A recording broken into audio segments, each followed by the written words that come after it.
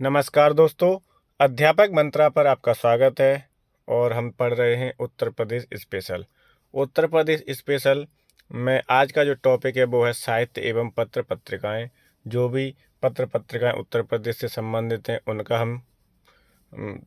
हम उल्लेख करेंगे, उन्हें हम देखेंगे तथा जो भी लेखक हैं उत्तर प्रदेश से उन्होंने कौन कौन सी पत्रिकाएं लिखी हैं या कौन कौन सी रचनाएं रची हैं उनके बारे में देखेंगे। ठीक, पिछली क्लास में हम लोगों ने लोकगीत, लोक नृत्य, मेला, उत्सव, महोत्सव ये सब देख लिए थे। 3 क्लासें हुई हैं, वो बहुत इम्पोर्टेंट हैं। प्रत्येक परीक्षा में वहाँ से प्रश्न पूछा जाता है। तो चलिए आज की क्लास शुरू करते हैं। साहित्य एवं पत्र पत्रिकाएं। पहला प्रश्न है, किस्सा राधा कन्हैया के लेखक कौन हैं? किस्सा राधा कन्हैया के लेखक कौन हैं? सैयद आगा हसन काश्मीरी, नवाब वाजिद अली शाह, बाबू गोपाल चंद इलियास, गिरधर दास या पंडित प्रताप नारायण मिश्र। तो किस्सा राधा कन्हैया के लेखक कौन है? नवाब वाजिद अली शाह। कौन है? नवाब वाजिद अली शाह। और इसका पहले का उत्तर क्या हो जाएगा? बी हो जाएगा। क्या हो जाएगा? बी। चलिए इसकी व्याख्या देखते हैं। किस्सा राधा कन्हैया के लेखक नवाब वाजिद अली शाह हैं। अवध के नवाब वाजिद अली शाह को ठुमरी संगीत विधा के जन्मदाता के रूप में जाना जाता है। तो अगर पूछा जाए कि ठुमरी संगीत विधा के जन्मदाता कौन है, तो नवाब वाजिद अली शाह। किस्सा राधा कन्हैया किसकी कृति है? तो नवाब वाजिद अली शाह की। ठीक, इन्होंने रहस्य रास और किस्सा राधा कन्हैया, कौन कौन से हैं? रहस्य रास और किस्सा राधा कन्हैया जैसे प्रदर्शनों द्वारा हिंदी रंगमंच को आश्रय प्रदान किया। उल्लेखनीय है कि वाजिद अली शाह स्वयं इन नाटकों में अभिनय भी करते थे। तो किस्सा राधा कन्हैया किनकी कृति है? कौन है इसके लेखक? नवाब वाजिद अली शाह। अगला प्रश्न है, उसमें सूची 1 को सूची 2 से मिलाना है। सूची 1 में लेखकों के नाम हैं और सूची 2 में क्या है? उनके उपनाम हैं। ठीक, तो जैसे पहले का क्या हो जाएगा? सूर्यकांत त्रिपाठी, तो आपने पढ़ा होगा सूर्यकांत त्रिपाठी निराला कहते हैं। ठीक है, तो ए का क्या हो जाएगा? तीसरा। रघुपति सहाय क्या है? रघुपति सहाय गोरखपुर फिराक गोरखपुरी हैं। तो दूसरे का क्या हो जाएगा? 4, फिराक गोरखपुरी। वैद्यनाथ मिश्र को क्या बोलते हैं? वैद्यनाथ मिश्र को क्या बोलते हैं? वैद्यनाथ मिश्र को बोलते हैं नागार्जुन। क्या बोलते हैं? नागार्जुन। तो वैद्यनाथ मिश्र नागार्जुन हो गए। और धनपत राय श्रीवास्तव, इन्हें क्या बोलते हैं? इनका क्या उपनाम है? मुंशी प्रेमचंद। ठीक है, तो ये आपका हिंदी, ये जो हिंदी में भी पूछा जा सकता है। ठीक है, तो ये 2 जगह काम करेगा, हिंदी में भी करेगा और स्पेशल यूपी में पत्र पत्रिकाओं के रूप में भी काम करेगा ये वाला टॉपिक। ठीक, तो सूर्यकांत त्रिपाठी निराला इनका उपनाम है। रघुपति सहाय का फिराक गोरखपुरी है। वैद्यनाथ मिश्र का क्या है? नागार्जुन है। और धनपत राय श्रीवास्तव का क्या है उपनाम? मुंशी प्रेमचंद। ये भी पूछ सकता है मुंशी प्रेमचंद का मूल नाम क्या है, तो आप बताओगे धनपत राय श्रीवास्तव है। क्या है? धनपत राय श्रीवास्तव। ठीक, तो इसमें हो जाएगा ए और बी का तीसरा चौथा 3 4 2 1। ठीक, 3 4 2 1 उत्तर में देखते हैं। 3 4 2 1 किस में है? सी में है, तो इसका सी विकल्प बिल्कुल सही हो जाएगा। ठीक है, सी विकल्प सही है। व्याख्या देख लेंगे। सूर्यकांत त्रिपाठी निराला, ठीक है, राम सहाय फिराक गोरखपुरी, वैद्यनाथ मिश्र नागार्जुन, धनपत राय श्रीवास्तव। ठीक है, अगला प्रश्न देखते हैं। अति लोकप्रिय धार्मिक पत्रिका कल्याण प्रकाशित होती थी कहाँ से? जो पत्रिका है कल्याण वो कहाँ से प्रकाशित होती थी? मथुरा से, ऋषिकेश से, गोरखपुर से या वाराणसी से? तो कल्याण पत्रिका गोरखपुर से होती थी। और 3 का उत्तर हो जाएगा सी। 3 का उत्तर क्या हो जाएगा? सी। कल्याण पत्रिका गोरखपुर से प्रकाशित होती थी। कल्याण एक धार्मिक पत्रिका का प्रकाशन गीता प्रेस गोरखपुर द्वारा किया जाता है। प्रसिद्ध चिंतक एवं धर्मवेत्ता श्री हनुमान प्रसाद पोद्दार पत्रिका के संपादक रहे। तो पत्रिका के संपादक कौन है? श्री हनुमान प्रसाद पोद्दार। ठीक है, तो ये हो गया। कल्याण पत्रिका कहाँ से प्रकाशन होता है? गोरखपुर से। सूची 1 को सूची 2 से सम्मिलित कीजिए और अपने सही उत्तर का चयन नीचे दिए कूट से कीजिए। ठीक, तो क्या है? इनमें मिलान करना है। क्या मिलान करना है कि रचना किसकी है? मुंशी ईशा अल्लाह खां की क्या है? उदयवान चरित। 4 हो जाएगा इसका। बाबू देवकीनंदन खत्री की क्या है? काजर की कोठरी है। प्रताप नारायण मिश्र की क्या है? हटी हमीर है। और जयप्रकाश शंकर की क्या है? कंकाल तितली। कंकाल तितली किन की है? जयशंकर प्रसाद की। तो इसका उत्तर हो जाएगा 4 3 1 2। 4 3 1 2 उत्तर में देख लेंगे। 4 3 1 2 किस में है? 4 3 1 2 बी में है। ठीक है, तो 4 3 1 2 बी इसका सही उत्तर हो जाएगा। क्या हो जाएगा? बी हो जाएगा। जब मैं ये रचनाओं का मिलान करता हूँ तब इनका स्क्रीनशॉट लेके इन्हें लिख लिया करो, ठीक है। ये हिंदी में भी पूछी जाएंगी, हिंदी में भी पूछी जा सकती हैं और जीएस में भी, तो दोनों जगह कवर हो जाएगा। खासकर ये वनडे एग्जाम के लिए बहुत इंपॉर्टेंट है, वनडे एग्जाम के लिए बहुत इंपॉर्टेंट हैं ये रचनाएं।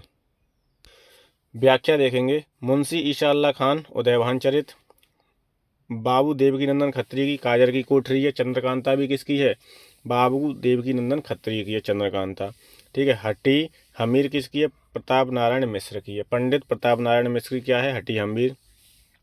कंकाल कामायनी तितली इरावती, ये चारों रचनाएं किसकी हैं, जयशंकर प्रसाद की। कंकाल कामायनी तितली और इरावती जयशंकर प्रसाद की प्रमुख रचनाएं हैं। इनमें से कौन सा उत्तर प्रदेश में नहीं है, विश्वनाथ मंदिर वाराणसी में है, 80 घाट मंदिर बनारस में, ये भी बनारस वाराणसी में दोनों, ठीक है। बाबा विश्वनाथ मंदिर जो 12 ज्योतिर्लिंग में से एक है, 12 ज्योतिर्लिंग में से एक है।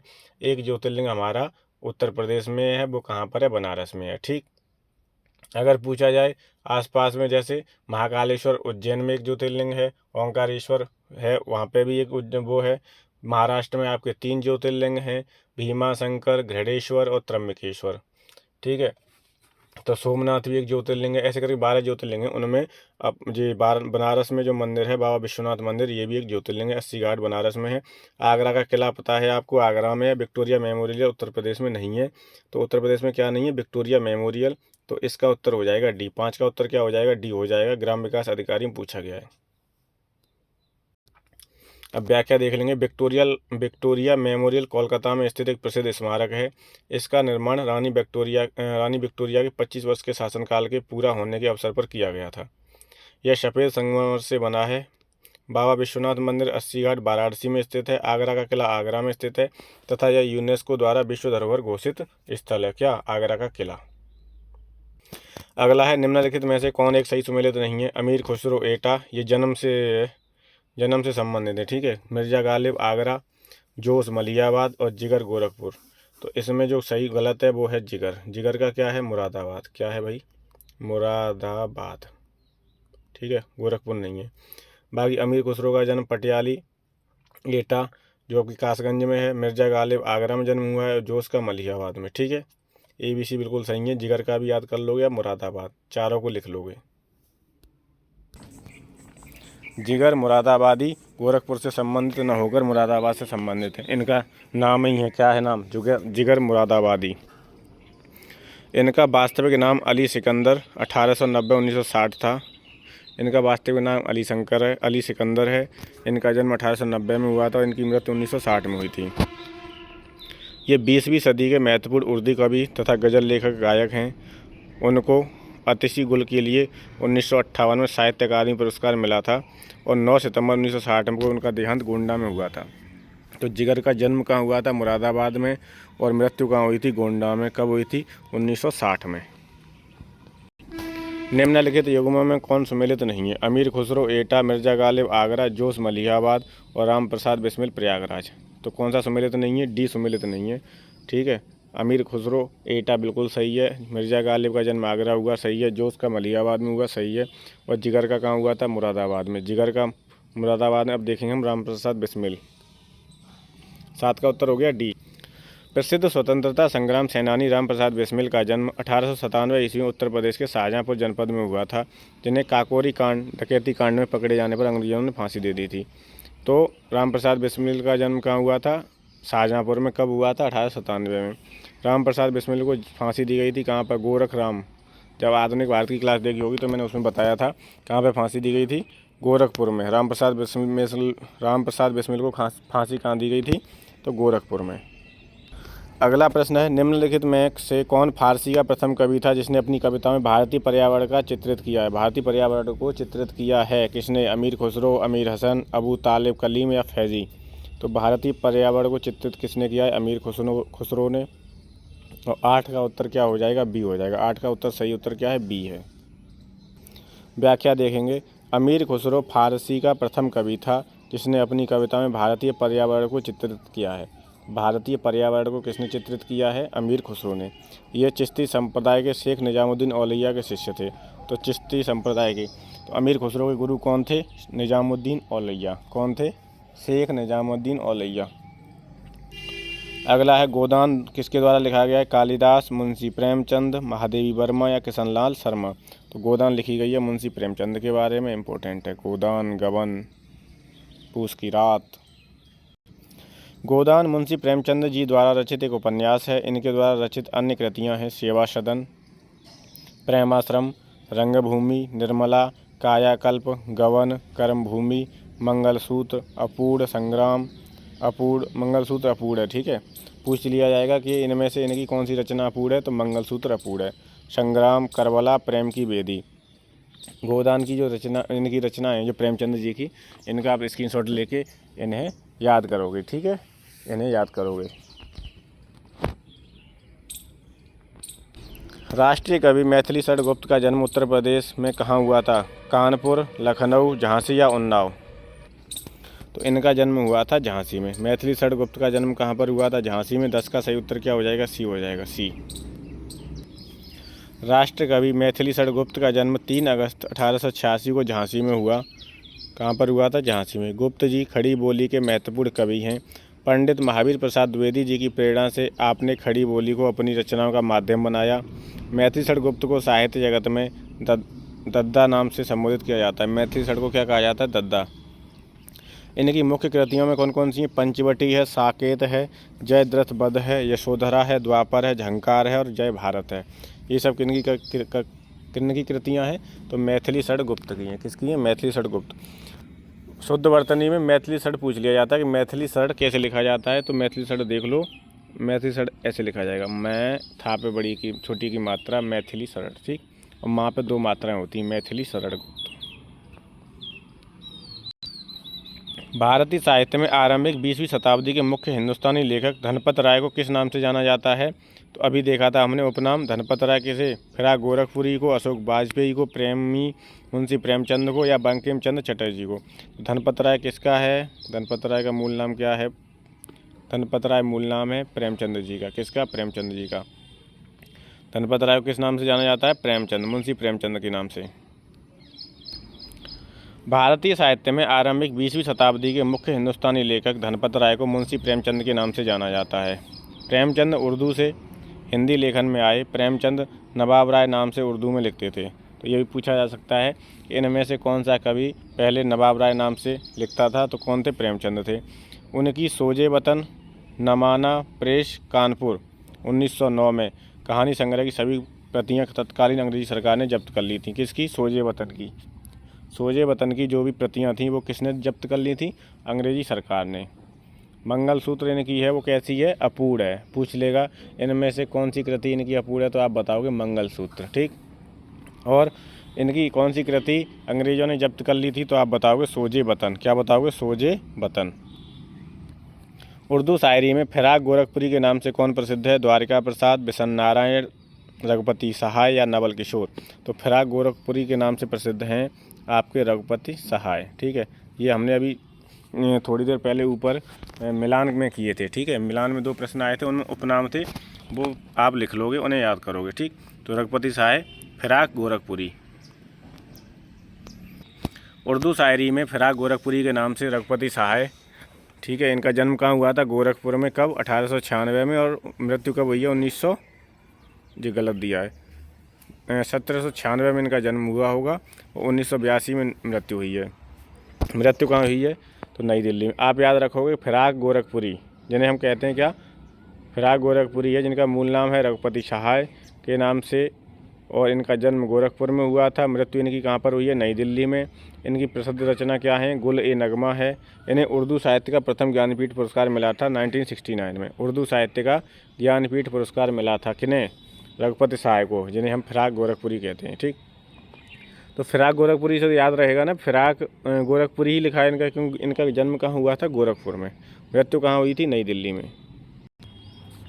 उत्तर प्रदेश महिलाओं से संबंधित पहली पत्रिका 1874 में प्रकाशित करने का श्रेय जाता है, जिसके संपादक कौन थे? भारतेंदु हरिश्चंद्र। तो महिलाओं से संबंधित पहली पत्रिका 1874 में प्रकाशित हुई थी, और किसने किया था? भारतेंदु हरिश्चंद्र ने। तो उसका नाम पूछा है, बाल बोधिनी, सरस्वती, सितारे हिंद या उदंत मार्तंड। उदंत मार्तंड है, तो उदंत मार्तंड तो है नहीं, ये तो पहला समाचार पत्र है, इसलिए सुर्खियों में रहता है। हिंदी का पहला समाचार पत्र है। बाल बोधनी इसका हो जाएगा उत्तर। बाल बोधनी जो है वो महिलाओं से संबंधित पहली पत्रिका है और इसके संपादक कौन थे? भारतेंदु हरिश्चंद्र थे। 13 का सही उत्तर हो जाएगा ए। भारतेंदु हरिश्चंद्र 9 सितंबर 1850 से 6 जनवरी 1885 आधुनिक हिंदी साहित्य के जनक कहे जाते हैं। आधुनिक हिंदी साहित्य के जनक किसे कहा जाता है? तो भारतेंदु हरिश्चंद्र को। क्या? आधुनिक हिंदी साहित्य का जनक। जनवरी 1874 में भारतेंदु हरिश्चंद्र ने बाल बोधनी पत्रिका का प्रकाशन किया था। किसका? बाल बोधनी पत्रिका का। कब? 1874 में। किन के लिए थी ये? महिलाओं से संबंधित थी। यह हिंदी मासिक पत्रिका बनारस से प्रकाशित होती थी, अतः इसे महिलाओं से संबंधित उत्तर प्रदेश की पहली पत्रिका का दर्जा प्राप्त है। तो उत्तर प्रदेश की पहली पत्रिका जो महिलाओं से संबंधित थी वो थी बाल बोधनी। क्या थी? बाल बोधनी। अमीर खुसरो द्वारा रचित कविता छाप तिलक सब छीनी किस भाषा में है? भोजपुरी में, खड़ी बोली में, ब्रजभाषा में या उर्दू में? तो ये है आपकी कौन सी भाषा में? ब्रजभाषा में। 14 का सही उत्तर हो जाएगा सी। क्या हो जाएगा 14 का सही उत्तर? सी हो जाएगा। छाप तिलक सब छीनी ब्रजभाषा में है। किनकी है? अमीर खुसरो की है। किसकी है? अमीर खुसरो की। चलिए इसकी व्याख्या देखते हैं। अमीर खुसरो द्वारा रचित कविता छाप तिलक सब छीनी ब्रजभाषा में है। इन्होंने ही खड़ी बोली का आविष्कार किया था। खड़ी बोली का आविष्कार किसने किया है? अमीर खुसरो ने। अमीर खुसरो का जन्म कहाँ हुआ था? पटियाली कासगंज में। पहले क्या था? कासगंज एटा जिला का ही हिस्सा था, लेकिन बाद में इसे काट दिया गया, अलग कर दिया गया है। पटियाली किस में आता है? कासगंज में आता है। ठीक है, तो एटा का अब जो प्रश्न आएगा कि अमीर खुसरो किस जिले से संबंधित हैं, तो कासगंज से। किससे? कासगंज से। इन्होंने ही खड़ी बोली का आविष्कार किया था। सर्वप्रथम हिंदू या हिंदी शब्द का प्रयोग इन्हीं के साहित्य में मिलता है। ये मूलतः फारसी भाषा के शायर थे, लेकिन उन्होंने खड़ी बोली हिंदी व ब्रज भाषा में पद्य भी लिखे हैं। ठीक है, तो ब्रज भाषा में है ये इनकी। छाप तिलक सब छीनी ब्रज भाषा में है। कवित्री महादेवी वर्मा का जन्म किस शहर में हुआ है? आजमगढ़, चित्रकूट, कन्नौज, फर्रुखाबाद। तो महादेवी वर्मा कहाँ की हैं? फर्रुखाबाद की हैं। कहाँ की हैं? फर्रुखाबाद की हैं। ठीक है, तो ये प्रश्न सब उत्तर प्रदेश के लिए इंपॉर्टेंट है। उत्तर प्रदेश के जो भी एग्जाम होते हैं, वनडे एग्जाम हो या फिर यूपीपीसीएस आयोग द्वारा हुआ हो कोई एग्जाम, उनके लिए ये सब महत्वपूर्ण है। कवित्री महादेवी वर्मा का जन्म 26 मार्च 1907 ईस्वी में फर्रुखाबाद में हुआ था। कहाँ हुआ था? फर्रुखाबाद में। उत्तर प्रदेश के संपन्न परिवार में हुआ था। महादेवी वर्मा का जन्म कब हुआ? 1907 में, फर्रुखाबाद में। आधुनिक मीरा के नाम से कौन जानी जाती हैं? तो महादेवी वर्मा। आधुनिक मीरा के नाम से किसे जाना जाता है? महादेवी वर्मा को। यह छायावाद की एक प्रमुख कवित्री थी। अब एक चीज़ देखो, कवित्री कैसे लिखा जाता है? यूँ। कवित्री शुद्ध वर्तनी का भी ध्यान रखो, इससे क्या है ना, हिंदी मजबूत हो जाएगी आपकी। हिंदी में अगर शुद्ध वर्तनी आती है तो बिना मेहनत किए हुए वो प्रश्न आपके सब हल हो जाएंगे। इनकी प्रमुख रचनाएं कौन कौन सी हैं? इनकी प्रमुख रचनाएं हैं सांध्य गीत, छड़दा के चलचित्र, मेरा परिवार, दीपशिखा, नीरजा, निहार। ये सब किसकी कृतियां हैं? तो महादेवी वर्मा की हैं। अब अगर आपने सिलेबस देखा होगा, सिलेबस से पढ़ रहे होगे, तो आपको ये जानकारी होगी या ये आपने नोट किया होगा कि ये जो टॉपिक मैंने अभी बताया है, ये आपका हिंदी में भी पूछा जाता है और ये जीएस में भी। तो एक पंथ दो काज हो जाएंगे। अगर इस टॉपिक को आप बढ़िया से कंप्लीट कर लोगे तो हिंदी में भी मदद मिलेगी और जीएस में भी मदद मिल जाएगी। ठीक है, अब आज की जो ये क्लास है ना, ये छोटी मोटी क्लास थी। तो जो प्रश्न जब ज़्यादा पूछे जाते हैं तो आप उस टॉपिक को उतना ज़्यादा तैयार करोगे। जो टॉपिक कम पूछे जाते हैं, कम प्रश्न आते हैं, उन्हें उस हिसाब से तैयार करोगे। ठीक है, हम लोग प्राथमिकता के आधार पर पहले तैयारी करते हैं। जब हमारी तैयारी पूरी कंप्लीट हो जाती है तब उसके बाद में हम पूरे सिलेबस को कवर करते हैं। जैसे प्राचीन भारत का इतिहास, मध्यकालीन भारत का इतिहास और आधुनिक भारत का इतिहास। तो सबसे ज़्यादा प्रश्न कहाँ से पूछे जाते हैं? आधुनिक भारत के इतिहास से। तो हमें सबसे पहले क्या तैयार करना चाहिए? आधुनिक भारत का इतिहास। ठीक, अब साइंस में देखो, फिजिक्स, केमिस्ट्री, बायो होती है। सबसे ज़्यादा प्रश्न कहाँ से आते हैं? बायो से। तो हमें बायो सबसे ज़्यादा पढ़नी चाहिए। ठीक, तो ऐसे ही इसमें भी हम लोग जो जीएस ये पढ़ रहे हैं, यूपी स्पेशल, इसमें मैं जो क्लासें करा रहा हूँ, सबसे ज़्यादा जो नंबर ऑफ क्वेश्चन सबसे ज़्यादा जिस टॉपिक के होंगे उन्हें आप अच्छे से तैयार करोगे। ठीक, फिर टाइम मिल जाएगा तो उसके बाद में जो कम कम पूछे जाते हैं उन्हें तैयार करोगे। ठीक, तो आज की क्लास में इतना ही, और कल की क्लास हम कंटिन्यू करेंगे जनजातियों के साथ में। उत्तर प्रदेश की प्रमुख जनजातियाँ, यहाँ से प्रश्न पूछे जाते हैं। यहाँ से प्रश्न बहुत पूछे जाते हैं। उत्तर प्रदेश में उद्योग कहाँ पर है, कैसा उद्योग है, कौन सा जिला किस उद्योग के लिए प्रसिद्ध है, यहाँ से प्रश्न पूछे जाते हैं। अब पिछली क्लास 3 हुई है, लोकगीत की, लोक नृत्य की, 150+ प्रश्न पूछे गए। तो वो पूछे तो यहीं गए ना उत्तर प्रदेश के किसी न किसी एग्जाम में। तो वो इम्पोर्टेंट टॉपिक है, बहुत ज़्यादा इम्पोर्टेंट है। ठीक है, तो इस तरीके से आप अपनी तैयारी को धार दो और बढ़िया तैयारी करो, और कोई भी प्रश्न छूटने ना पाए एग्जाम हॉल में। कल का हमारा टॉपिक रहेगा जनजातियाँ। तो आज की क्लास को यहीं समाप्त करते हैं। ठीक है, अध्यापक मंत्रा के साथ जुड़ने के लिए बहुत बहुत धन्यवाद। Thank you so much.